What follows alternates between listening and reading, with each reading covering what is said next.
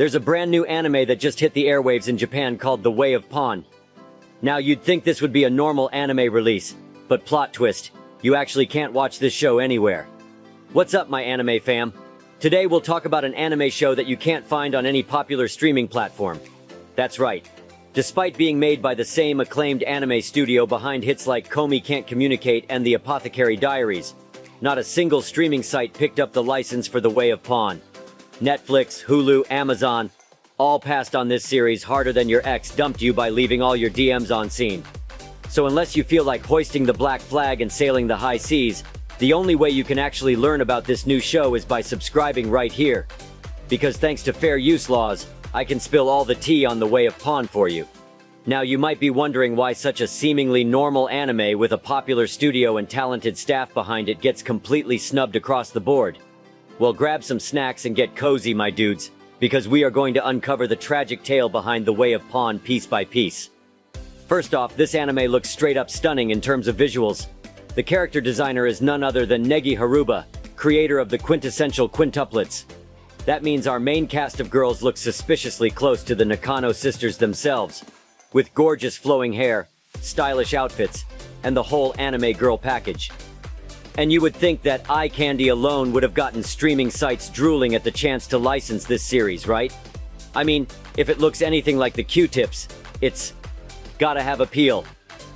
Sadly, we see in the very first episode that The Way of Pawn is not really about those cute girls as much as shilling a niche board game. It all starts with our girl Nashiko getting kicked out of her house for being too loud. That's normal slice of life stuff.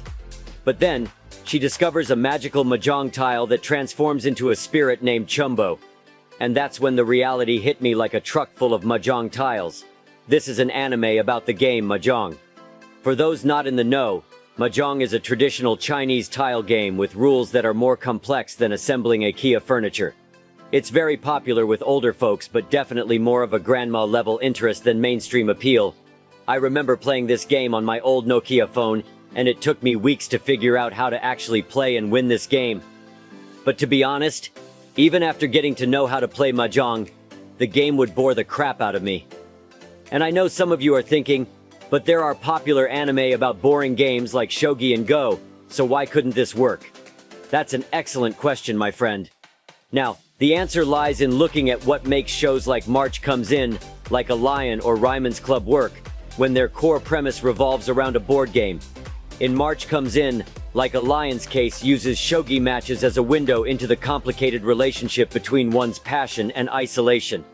The show dedicates tons of time to exploring the lonely shogi genius Rei, and his internal struggles with depression, family loss, and finding meaning in life.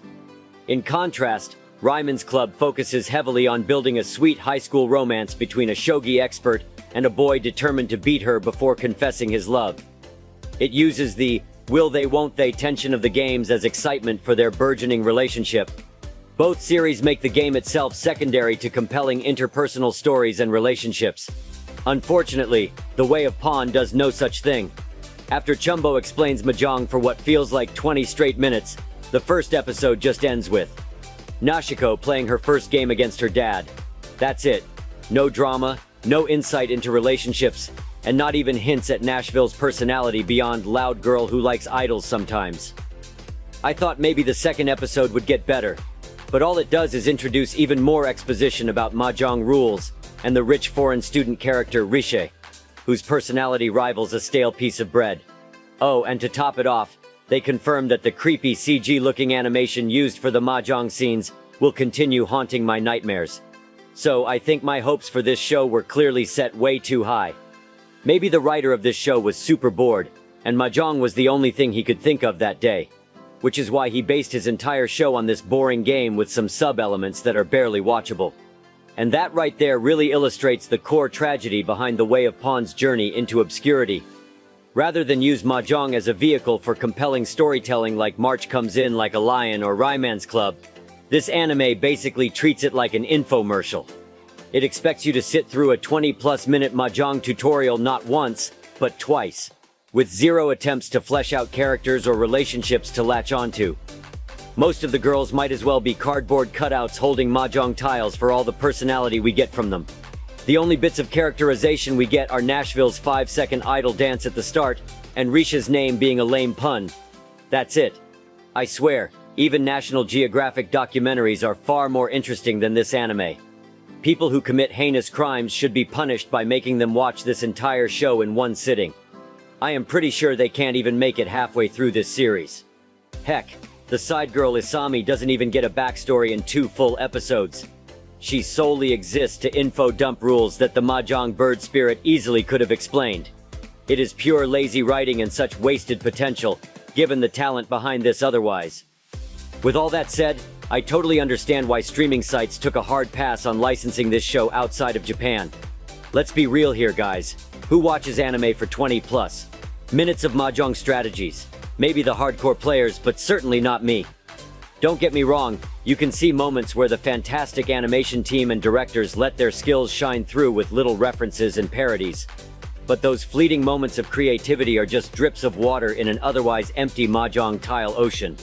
It truly seems like wasted potential and makes me wonder if The Way of Pawn is some sort of passion project by an obsessed game exec. There are no stakes, no drama, and the most charisma I've seen is from the magical bird. It tries so hard to be a mascot character when it should focus on making me care about the human ones. So, in summary guys, unless you're thirsty for Mahjong tile ASMR, I'd say skip The Way of Pawn entirely. The show really doesn't have any interesting elements, and it bored me so much that after watching it, I found staring at my walls a much more interesting hobby. But let me know what you think. Would you actually watch this just for a quintuplet cameo? And what show should I cover next for the channel? Let me know in the comments down below. That's all we have for today. If you enjoyed today's video, don't forget to smash the like button, subscribe, and ring the bell icon for more anime content. See you in the next video. Take care.